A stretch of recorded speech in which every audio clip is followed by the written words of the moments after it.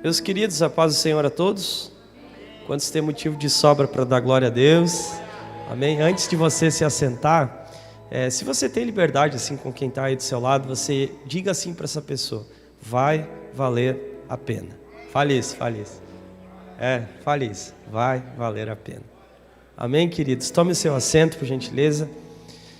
Eu gostaria que você que tem a sua Bíblia, e você pode abrir ela no segundo livro de Samuel, no capítulo de número 23. Segundo Samuel, capítulo de número 23, nós vamos ler um texto que está a partir do verso de número 8. Enquanto nós vamos encontrando esse texto, eu quero bem rapidamente aqui glorificar a Deus pelo privilégio de estar com vocês aqui essa noite. É sempre tão especial participar aqui da Quinta da Vitória, receber o convite aí do nosso querido, eu posso assim chamar de Jorginho, é assim que nós conhecemos ele. Tem feito um trabalho belíssimo, ele não está sozinho, tem uma equipe aí, os músicos, Fabiana, Miriam, todos os irmãos aí da intercessão. Temos visto muitas notícias boas daqui, então Deus abençoe vocês. O Wagner e a Joyce, sempre tão bom ser ministrado pela vida de vocês. Deus abençoe, continue usando de maneira especial. Mas vamos ao texto. Tem muitos amigos aqui hoje, pessoas conhecidas, a minha família que está em casa, está olhando pela internet. Deixa aqui o meu abraço e o abraço deles para vocês também. Segundo Samuel 23, verso de número 8. Eu vou ler em uma versão que é a versão NVI, que daí facilita a compreensão dos termos que eu quero utilizar aqui hoje. Diz assim o texto: estes são os nomes dos principais guerreiros de Davi. Jabezão, Taqumonita, chefe dos 3 guerreiros principais. Numa ocasião, com uma lança, ele enfrentou 800 homens numa mesma batalha e os matou. Depois dele, Eleazar, filho de Aiotá, de Dodô. Ele era um dos 3 principais guerreiros e esteve com Davi quando os filisteus se reuniram em Pas-damim para a batalha. Os israelitas recuaram, mas ele manteve a sua posição e feriu os filisteus até a sua mão ficar dormente e grudar na espada. E o Senhor concedeu-lhes uma grande vitória naquele dia. E o exército voltou para onde Eleazar estava, mas somente para saquear os mortos. Depois dele, Samá, filho de Agé, de Arar, os filisteus reuniram-se em Leí, onde havia um campo de lentilha. O exército de Israel fugiu dos filisteus, mas Samá tomou uma posição no meio da plantação, defendeu e derrotou os filisteus. E o Senhor concedeu-lhes uma grande vitória. Até aí, queridos, olhe para cá, olhe para mim. Eu prometo ser bem breve aqui nesse texto, mas eu quero compartilhar um pouco de algumas lições aqui que Deus me entregou aqui nesse texto, e eu tenho certeza que vão abençoar bastante o nosso coração. Queridos, esse texto que eu li aqui, talvez muitos aqui nunca ouviram falar desses nomes, porque de fato eles são bem desconhecidos de alguns, mas eu quero tentar explicar um pouco alguns pequenos trechos da história de 3 homens.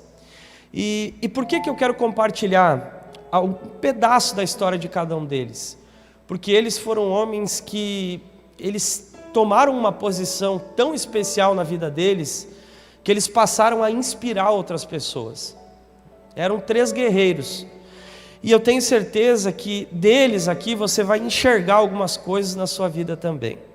E eles foram mencionados por um homem chamado Davi.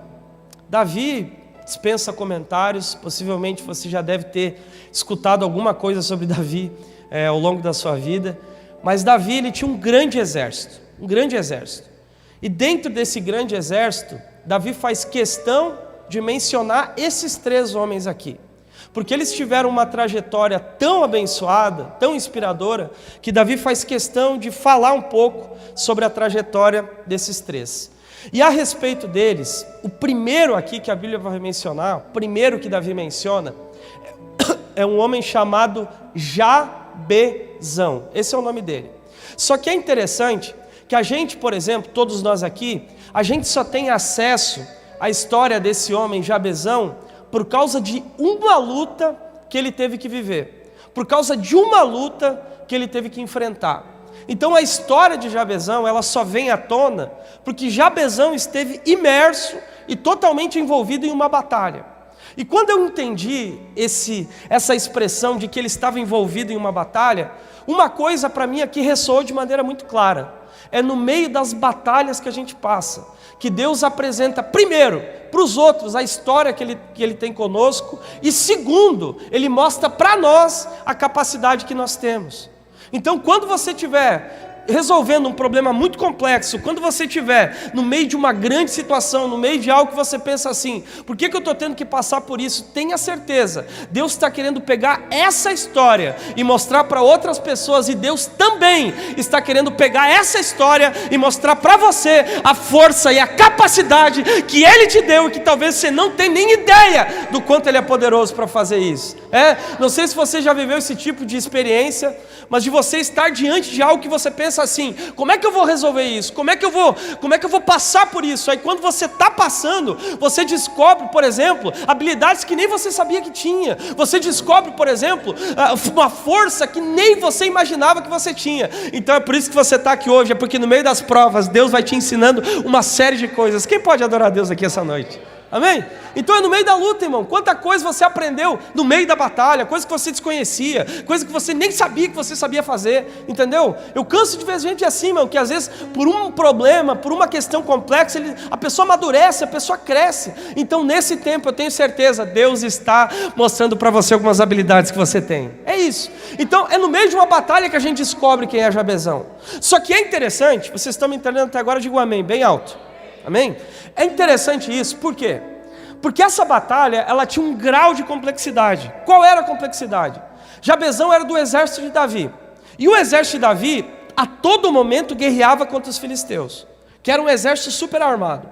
E nessa batalha que Jabezão foi enfrentar, os filisteus, eles estavam com 800 homens amplamente armados e preparados. E Jabezão está sozinho. E a Bíblia diz o seguinte, que a única coisa que Jabezão tinha era uma lança. Ele só tinha uma lança. Então olha que coisa esdrúxula, irmão. De um lado nós temos um exército de 800 homens, e do outro lado nós temos um homem com uma lança na mão. Só que olha que interessante isso, a Bíblia diz isso, que Jabezão juntou aquela lança que ele tinha e foi para cima dos 800 homens. Irmão, isso é quase que uma aventura, quase uma loucura, entendeu? O camarada pega uma lança e vai para cima de 800 homens daquela batalha. Só que olha o desfecho de tudo isso, olha o desfecho disso que Jabezão viveu.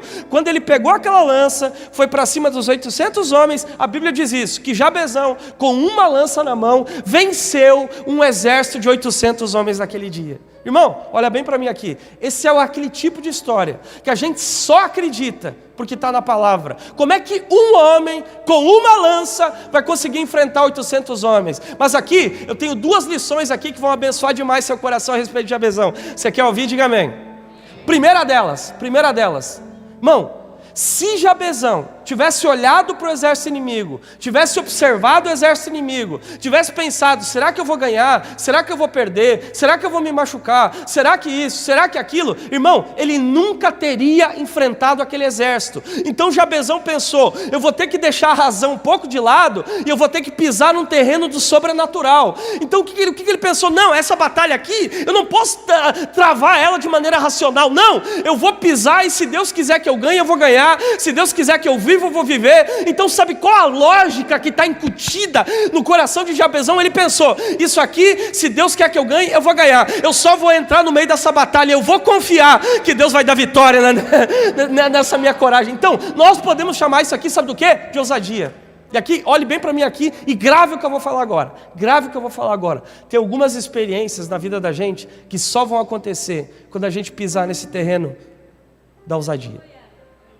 Se você ficar, como a maioria de nós tem esse problema, eu tenho esse problema, que para tudo a gente calcula, irmão. A gente pensa assim, mas será que vai dar certo? Mas será que isso? Mas será que vai dar? Mas será que eu vou ter dinheiro? Será que eu vou conseguir construir? Será que vai dar certo? Irmão, se você ficar racionalizando e anotando tudo, você não vive nada, entendeu? Quer ver uma prova disso tudo que eu estou construindo aqui, irmão? Todos nós aqui, do menor ao maior, todos nós aqui, somos frutos de algum tipo de ousadia. Quer ver uma coisa? Acompanhe esse raciocínio comigo. Olha, por exemplo, exemplo, para o que você tem hoje, o que você desfruta hoje, o que você come hoje, aonde você mora, com quem você se relaciona, o que você veste, você pensou que há 10 anos atrás você teria a condição que você tem hoje? A maioria das coisas que você tem, irmão, que eu tenho, é fruto de ousadia. Você deu um peitaço, comprou esse carro. Você deu um peitaço, comprou esse terreno. Você deu um peitaço, você criou esse negócio. E quer saber, 2022 vai ser um ano de você sair daqui, extremamente ousado, colocando projetos em prática, colocando ideias em prática. Levante a sua mão, deixa eu liberar essa palavra. Deus está me dizendo isso aqui. Ano que vem, você vai pisar em um terreno sobrenatural. Tem coisa que vai sair do papel e Deus vai colocar em prática. Quem pode adorar Deus aqui, irmão? Quer ver? Sabe o que Deus me disse aqui agora? Que tem um monte de gente olhando para mim aqui, irmão, com empresas que está só aqui no coração, você não colocou em prática ainda, com projetos que estão só aqui, ó, e você não colocou em prática ainda, com ideias que você poderia estar desfrutando delas há muito tempo, irmão. Mas você fica assim, se ouve um, ouve outro, mas está difícil, é pandemia. Irmão, é pandemia para todo mundo, mas nesse tempo tem gente crescendo, tem gente se desenvolvendo, e uma dessas pessoas que vai crescer vai ser você. Quem pega o que eu estou pregando aqui, irmão, é isso. Entendeu? Só que enquanto a nossa mente estiver regulada pela lógica, a gente nunca vai viver. Então Jabezão pensou o seguinte: não, eu vou entrar e se Deus quiser que eu vença, eu venço. E é essa palavra que eu tenho para você aqui hoje. Você vai pisar e Ele vai colocar o chão. Você vai pisar e Ele vai colocar o chão. Amém? É isso que vai acontecer. Só que a outra coisa, vocês entenderam isso? Digo amém bem alto. A outra coisa que eu aprendi de Jabezão é que Jabezão, ele tem um feeling, um olhar, que é o seguinte: ele pensa, tem uma batalha? Tem, então vou ter que batalhar, ponto. Sabe o que significa, irmão? Tem coisa que não vai ser bom de fazer, tem situações da sua vida que não vai ser bom de você se envolver, tem coisas que nem tem nada a ver com você, mas você vai ter que fazer. Então, irmão, a vida, ela apresenta uma série de quadros que, entendeu? Não dependem da minha escolha. Será que eu gosto disso? Não gosto, vai fazer igual, entendeu? Tem muita coisa que você vive, irmão, que não entendeu. Talvez eu estou pregando pra gente aqui, irmão, está trabalhando num lugar desconfortável, de ser uma pressão lá, eles nunca dão aumento, de ser tão complicado. Talvez eu estou pregando pra gente aqui que você convive com pessoas complicadas. Aí você pensa, nossa, é tão complicado, todo dia um desânimo, entendeu? Então, não, tem coisa que independe do nosso tato, se eu gosto ou não. Tem coisa que tem que ser feita e ponto final. Mas a palavra que eu tenho para você é essa: encara tudo que você tem que encarar. Deus vai te dar força, vai te dar graça, vai te dar estrutura, você vai conseguir suportar, entende? Irmão, quantas vezes tive que trabalhar em trabalho que eu não gostava, conviver com gente que eu não queria, até hoje isso acontece. Mas você tem que pensar, irmão, que você não está ali por um motivo, por causa deles, por causa daquele lugar, não. Você está ali por motivos e razões maiores. Enquanto você está lá se desgastando naquele trabalho, tem comida na tua mesa, tem sustento na tua casa, Deus vai projetando você. Quem pode adorar a Deus aqui, amém? Então é isso, irmão. Então Jabezão, daqueles camaradas que entende, tem coisa que tem que ser feita e ponto final. É que nem aquela coisa, não gosto de cortar grama, tem que cortar igual, irmão. Tem que cortar igual. Se não cresce, ninguém consegue caminhar. É simples, tem coisa que a gente não gosta de fazer, tem que fazer e ponto. Então Jabezão entendeu aquela batalha como uma necessidade. E ele entrou naquela guerra, Deus entrou com ele, deu vitória para ele, e ele comemorou a vitória que Deus deu para ele. Entendeu? Por quê? Porque ele foi ousado. O segundo homem é um homem chamado Eleazar. E Eleazar é interessante. Por quê? Porque Eleazar também surge no meio de uma batalha. Só que a diferença entre Jabezão e Eleazar é que Eleazar tinha um exército com ele, Jorginho. Tinha muita gente com ele. Os camaradas estavam tudo com ele. E foram para a batalha, para um novo combate. E quando eles foram para a batalha, lá vai todo aquele exército, Fabiano. Todo aquele exército. Só que quando os companheiros dele viram o exército inimigo, a Bíblia diz isso, que todo mundo recuou. Você tem ideia do que é isso, irmão? Eles abandonaram Eleazar no meio da batalha. Ou seja, Eleazar ficou sozinho no meio daquela guerra. E quer ver uma coisa? Olhe bem para mim aqui. Eu estou pregando para muita gente aqui, que você está enfrentando sozinho um problema na sua casa, você está enfrentando sozinho um problema com toda aquela tua família, você está enfrentando sozinho uma série de coisas, mas isso também aconteceu com Eleazar. Então eu quero que você entenda o que eu vou pregar aqui agora. Bom, Eleazar ficou sozinho, só que o que é interessante é que Eleazar não regulou a vida dele pelo fracasso dos outros. Entendeu? Os outros todos recuaram, só que ele pensou assim: se eles querem fracassar, ok, problema deles, mas eu não vou fracassar. Entendeu? E a Bíblia diz isso, que Eleazar manteve a sua posição. Ou seja, mesmo que abandonaram ele, mesmo que deixaram ele para trás, irmão, ele manteve a posição dele e pensou: se eu tiver que lutar sozinho, eu vou continuar lutando, mas eu não abandono essa batalha. Não é porque fulano abandonou, não é porque ciclano não quer ajudar, não é porque ciclano não quer nada com nada que eu vou deixar de desistir das batalhas que Deus tem para mim. Então, irmão, não interessa quantos abandonaram você, quantos deixaram você para trás, quantos enganaram você. O que eu sei é que você vai atrás das vitórias que Deus tem para produzir na sua vida. É isso que eu sei, irmão, é só isso. Porque se você, irmão, ficar regulando a sua vida pela postura dos outros, sinceramente, você nunca vai a lugar nenhum. Entendeu? Porque daí você olha para um: ele fracassou, eu vou fracassar também. Aí a gente se regula pelo padrão dos outros. Só que entenda isso: o fracasso dos outros não pode, grave o que eu vou falar agora, e grave isso aí, vai ao ano, porque isso aqui no coração. O fracasso dos outros não pode ser uma justificativa para você fracassar também. Não, os outros podem estar vivendo o que eles estiverem vivendo, mas você não, você vai atrás daquilo que Deus tem para fazer na sua vida. Quem pode adorar a Deus aqui essa noite, amém? Só que Eleazar, a única coisa que ele tinha para batalhar, irmã Joyce, era uma espada. Já pensou? Um camarada sozinho com uma espada na mão para enfrentar um exército inteiro? Ele tinha uma espada.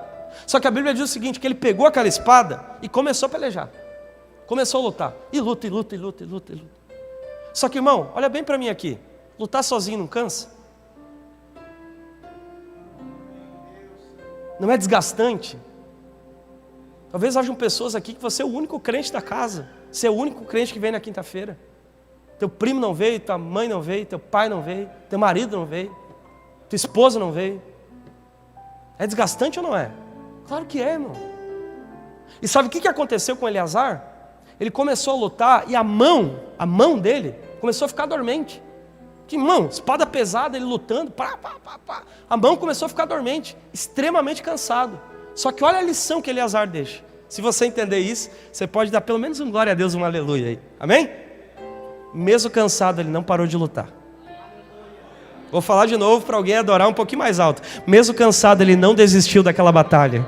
Mesmo cansada, ele veio na Quinta da Vitória para adorar a Deus aqui essa noite. Mesmo cansada, ela veio para cá interceder pela mãe, interceder pelo pai, interceder pela casa. Mesmo cansado, ele está aí, podia estar em tantos lugares, mas está aqui nessa noite, na quinta-feira, crendo que é um Deus poderoso, que nos guarda, que nos livra. Oh, glória! Então, mesmo cansado, irmão, ele não parou de lutar, ele continua lutando. E olha que coisa interessante isso. Ele estava lá, com a espada dele, lutando, a mão toda dormente, mas ele não abandonava a espada, Miriam, ele não abandonava, ele continuava lutando. Estou cansado, me abandonaram, não interessa, eu vou continuar lutando. Então, irmão, nem que você esteja arrebentado, nem que você esteja destruído, nem que você esteja acabado, nem que você esteja traído, mas não desiste de lutar, continua com essa espada desembanhada, não para. Eu estou pregando para muita gente cansada aqui, gente. Muita gente cansada. Mas que bom que você ainda está no meio da batalha. Só que chegou uma hora, irmão, chegou uma hora que humanamente passou na cabeça de Eleazar em largar aquela espada. Se eu vou largar, não adianta mais.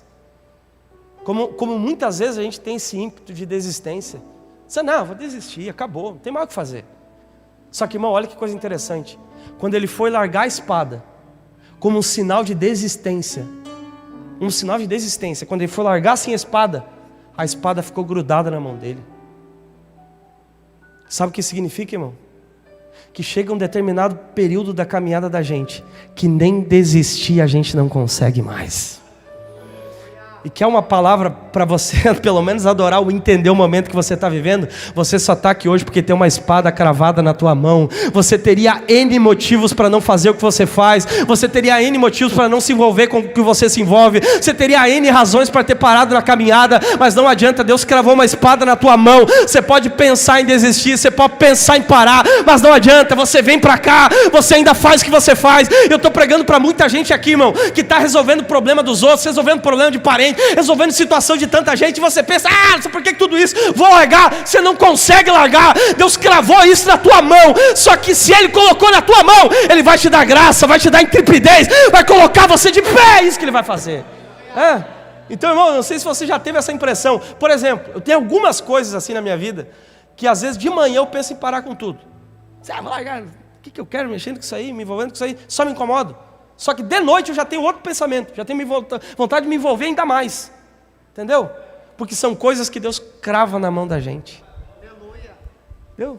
É por isso que você não desistiu dessa casa. É por isso que você não desistiu desse filho. É por isso que você não desistiu desse casamento. É por isso que você não desistiu de uma série de coisas. Sabe por quê? Porque tem uma espada pegada na sua mão. É por isso. Bom, Márcio, sei que eu sou teu amigo, te conheço, mas eu tenho uma palavra para você. Levante a sua mão assim, por gentileza. Você está aqui essa noite porque Deus precisa derramar um bálsamo sobre o teu coração.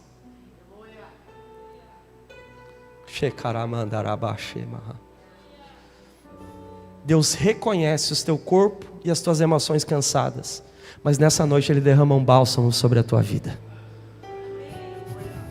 Só você sabe o desgaste que tu veio e que tu está no meio das tuas atividades. Só que nessa noite Deus derrama um bálsamo sobre a sua vida.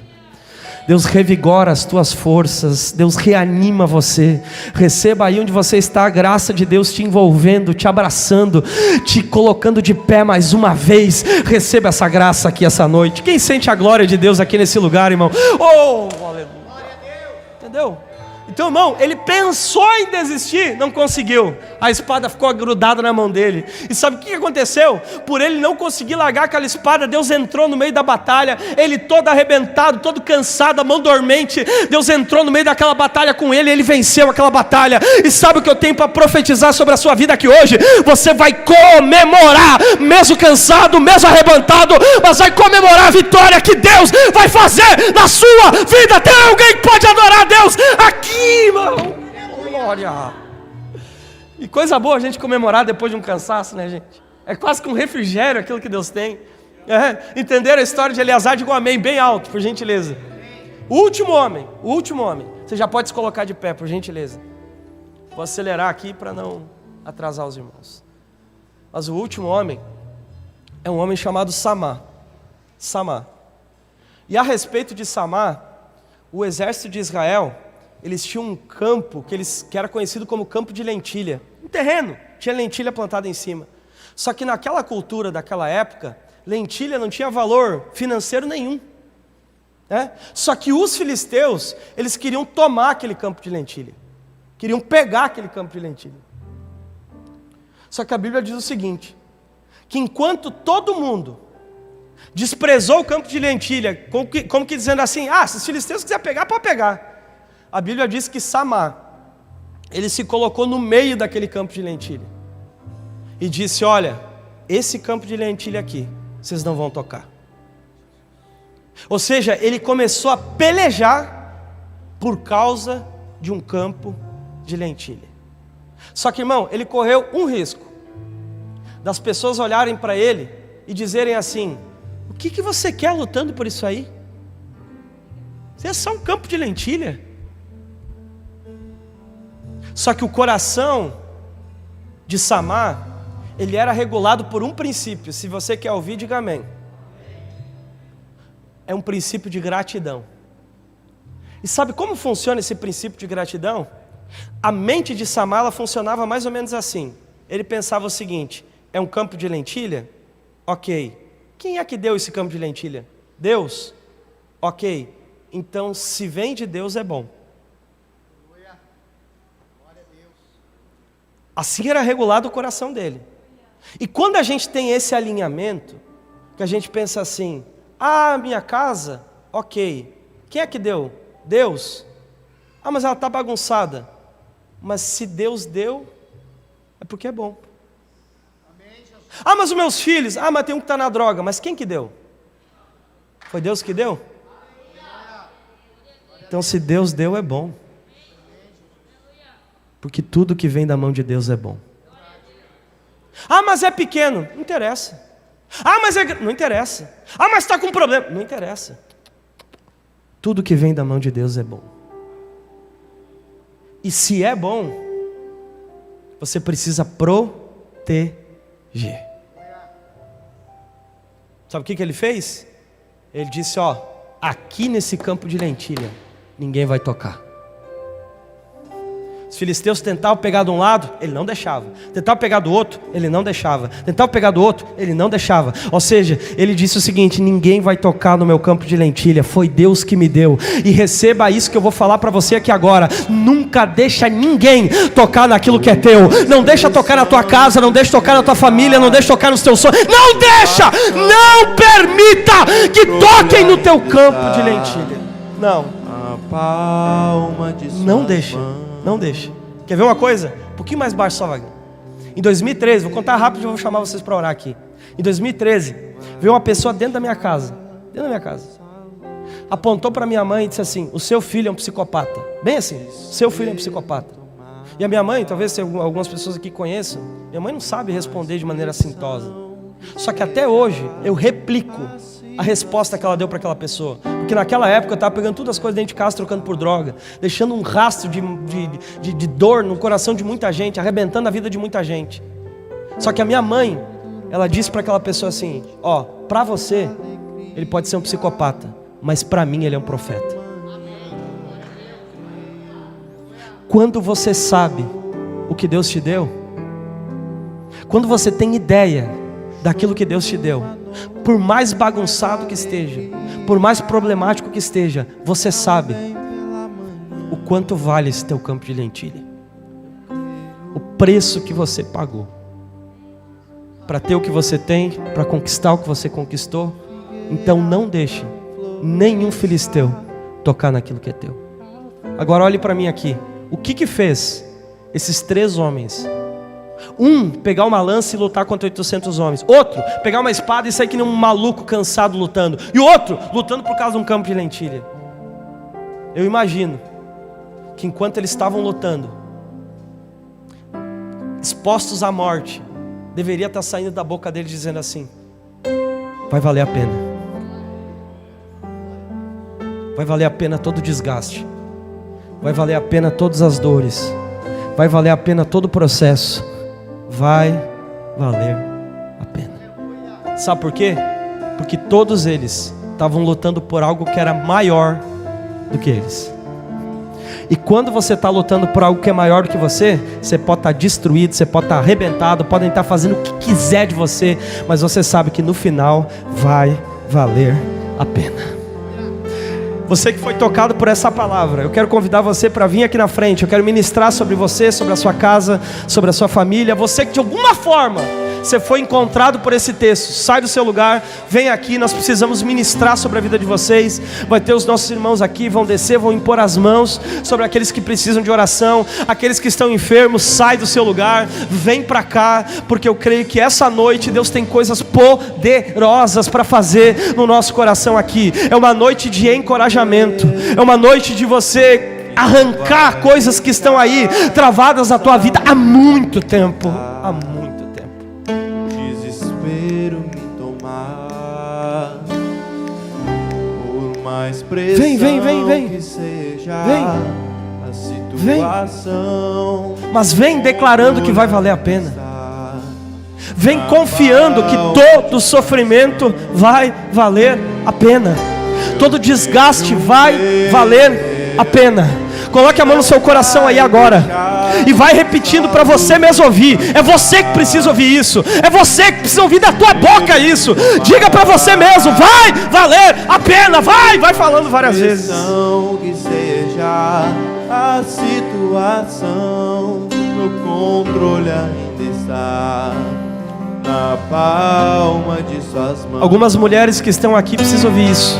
O choro duro vai valer a pena. Alguns homens aqui que estão me ouvindo aqui precisam ouvir isso. Vai valer a pena. Vai valer a pena. Deus está encorajando pessoas. Pessoas que viviam aprisionadas pelo medo estão sendo libertas aqui hoje. Eu vejo ideias sendo colocadas para fora. Eu vejo dons criativos sendo colocados para fora. Eu vejo CNPJ sendo abertos. Eu vejo produtos sendo expostos. Eu vejo pessoas expondo o seu talento, a sua instrumentalidade. Deus está nos convocando a um novo tempo de ousadia, de romper. Deus está dizendo: você pode mais, você deve mais, você pode mais, você deve mais. Deus está nos espichando aqui hoje para um novo tempo, para uma nova fase.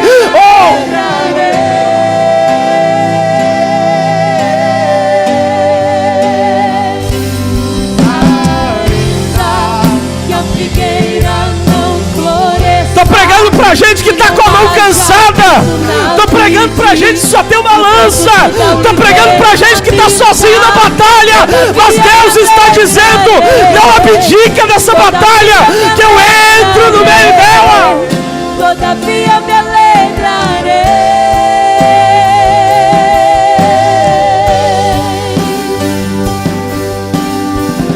Choro numa noite, mas Mas a alegria, ela vem pela manhã. Eu creio, eu creio.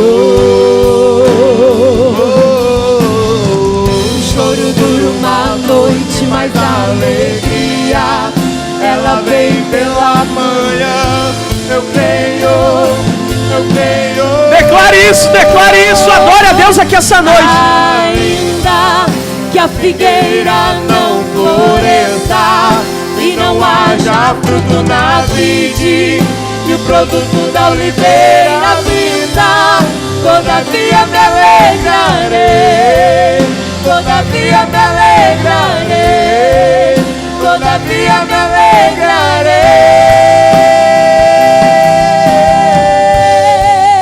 Pai, em nome de Jesus, eu ministrei a Tua palavra essa noite. Mas só o Teu Espírito, Senhor, pode tatuar a palavra no coração dos Teus filhos, para que nós saiamos por aquela porta, marcados por tudo que aprendemos aqui, Senhor. Nós cremos em um encorajamento aqui essa noite, que nós vamos sair daqui para enfrentar questões que nós precisamos enfrentar, ainda que complexas sejam, para tomar decisões que nós sabemos que precisamos tomar. Eu vejo pessoas aqui que vieram aqui no embaraço. Deus está dizendo isso: pode ajustar tudo isso, que eu vou lhe dar graça, ainda que vai ser dolorido no meio do processo, ainda que haverá indisposição de alguns, mas não tem problema, essa batalha é tua, eu preciso que você esteja no meio dela. Deus está marcando algumas pessoas aqui para um novo tempo, para uma nova fase. Deus está dizendo: esse é o momento de tomar decisões certeiras na sua vida. Receba da parte de Deus essa noite e tenha a convicção que vai valer a pena. Todo desgaste vai valer a pena, toda a indisposição vai valer a pena, toda a ferida vai valer a pena, todo o processo vai valer a pena, vai valer a pena. Se você puder, se aproxime de alguém aí que você tenha confiança e fale no ouvido dessa pessoa, diga assim para ela: vai valer a pena.